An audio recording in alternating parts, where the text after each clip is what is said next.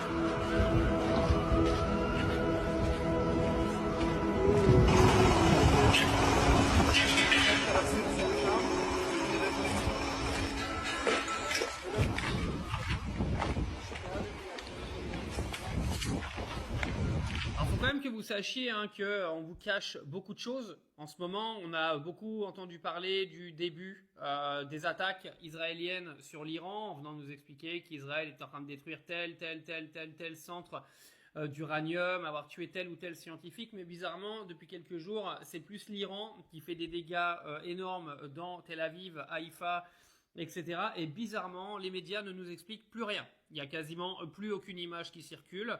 On ne nous montre absolument rien des dégâts qu'il y a en Israël, tout simplement parce que c'est aujourd'hui le gouvernement israélien qui contrôle l'intégralité de l'image, l'intégralité de la propagande médiatique. Mais il faut que vous sachiez que l'Iran continue d'attaquer tous les jours, que l'Iran commence à toucher de plus en plus le sol israélien. Il faut savoir que le dôme de fer ne va pas résister éternellement. L'Iran est beaucoup plus favorable aujourd'hui à une longue guerre qu'Israël. Sur le long terme, Israël va perdre. Moi, je vous le dis, parce qu'avec le nombre de missiles balistiques que détient l'Iran aujourd'hui, s'il n'y a pas une intervention occidentale pour aider Israël, à long terme, Israël ne s'en sortira pas. Parce que le dôme de fer arrive à un moment, va s'épuiser, et il va y avoir de plus en plus de missiles qui vont tomber sur Israël. Il faut que vous sachiez que le dôme de fer coûte une fortune, qu'il est financé en grande partie par les Américains, et qu'arrivé à un moment donné, il va s'essouffler. Ça, les Iraniens, vous inquiétez pas, ils sont au courant, vu que c'est leur stratégie depuis le départ.